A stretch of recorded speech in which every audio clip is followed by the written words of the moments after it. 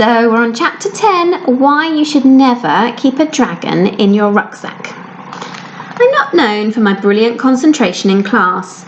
In fact, Miss Logan has repeatedly said she wishes there was an Olympic gold medal for daydreaming because I'd win gold. By the time I'd absent-mindedly glued Amira's sleeve to the table and painted stripes across Seb's left hand, it wasn't just Miss Logan raising her eyebrows. But I couldn't help it. I couldn't stop thinking about what Flicker was doing and if I'd been right to leave him alone at home. It was then I noticed Ted's nose wrinkling. He leaned closer. Was he smelling me? I edged away, giving my arm a sniff and scanning my clothes, wondering if I'd got so used to the whiff of dragon poo that I hadn't noticed I'd got some on me. "Dude, what is with you today?" Kai whispered. "You're being off the scale weird."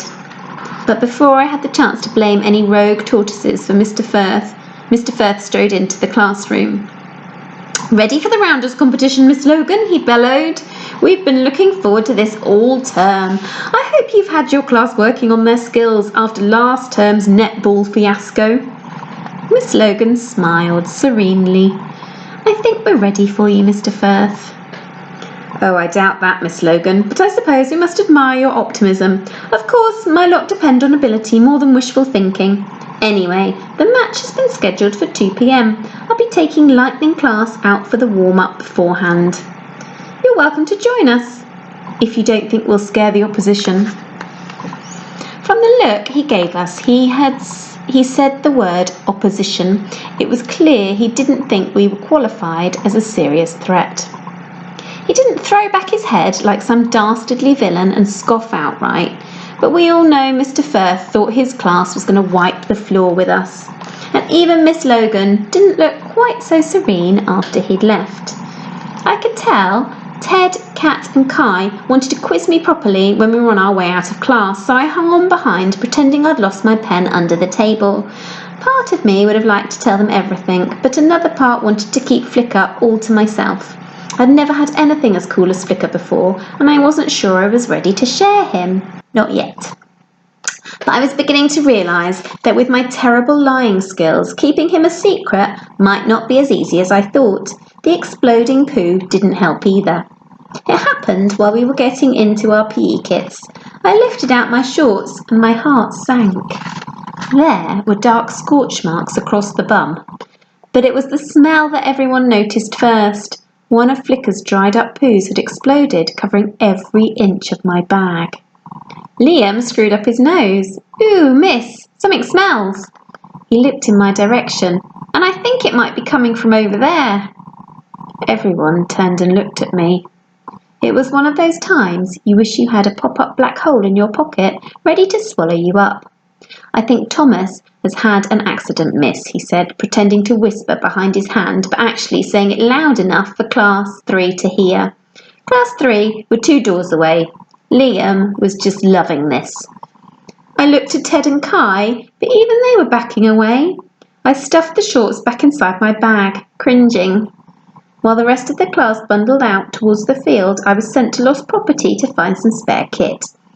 It wouldn't have been so bad if I'd had a different surname, but as it was like handing Liam a free gift that stuck with me.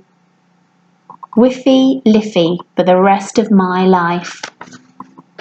This is them, noticing that terrible smell.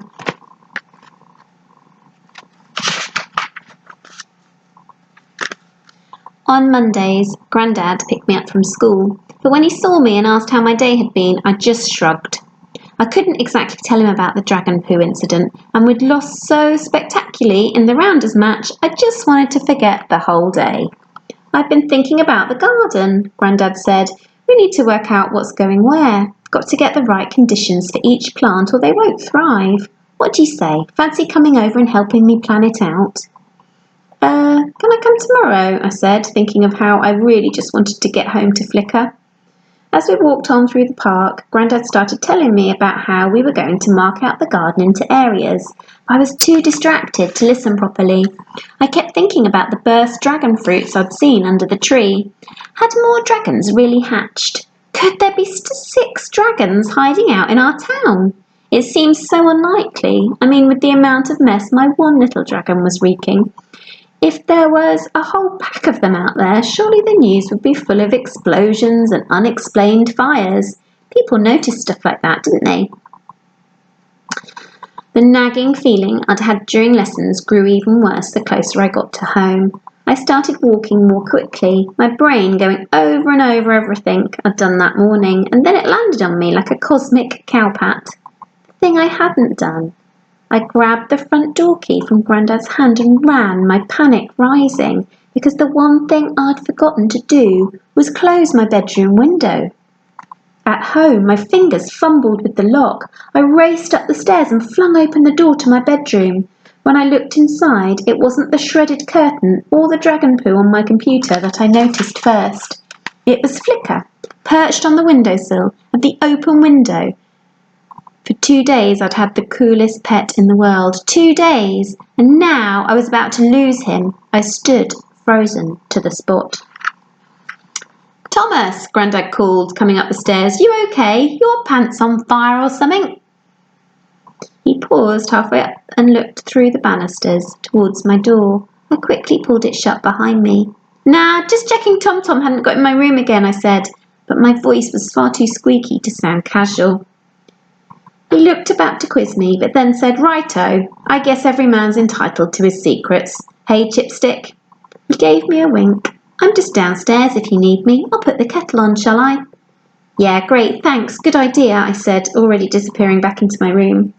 With the bedroom door safely closed, I turned to face the little dragon. He was still on the windowsill, staring up at the sky, his tail flicking from side to side. "Flicker," I whispered desperately. He turned. I reached out a hand towards him, but he launched into the air. For a heart-stopping moment, I watched him soar up, up and away. I'd only ever let him fly inside the house. Now, sensing freedom, he was going to simply fly away and leave me. I raced over to the window, my eyes locked on the little shape flitting among the leaves of the trees at the end of the garden. There he is. Can you see? Flying up in the sky.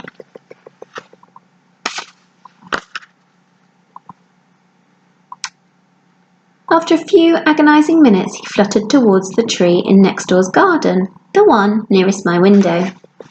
He perched on a branch, his diamond eyes fixed on me. I held my breath to see what he would do next. I waited, my heart ready to crack, willing him to come back to me and terrified that he wouldn't. Then, stretching his wings, and with his eyes still locked on mine, Flicker flew back in through the window and settled on my shoulder. And it felt like a firework display was going off inside me. And there was Thomas, happy with his dragon that came back. So that's the end of chapter 10, and on Monday you're going to read chapter 11, and it's called Quiet Please, No Screaming. See you then.